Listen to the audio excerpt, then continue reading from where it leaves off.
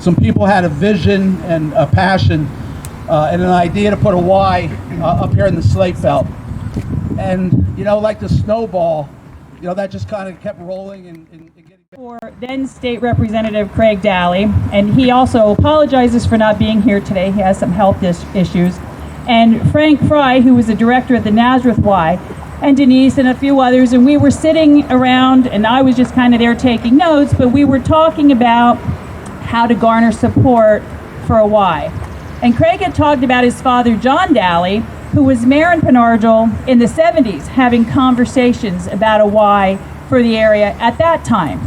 So when all this came to fruition about 5 years ago, with a lot of hard work from the board, the generous support from businesses, state and individual supporters, the Y was built.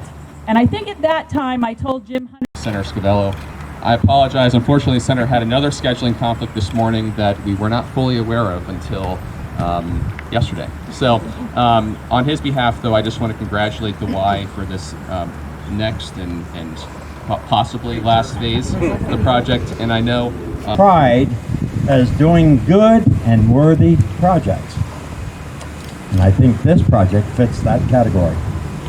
Me, but you know, it's a pleasure that we're here today, and it was a pleasure to put...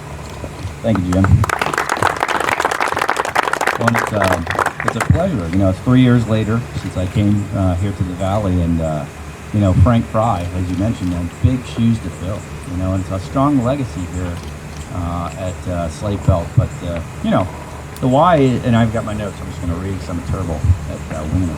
But the Y is a community. To hereby recognize and congratulate the Greater Valley YMCA Slate Belt branch for the groundbreaking...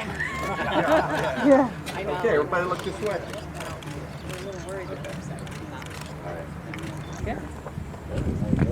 All good? All good? Oh, yeah. Sorry.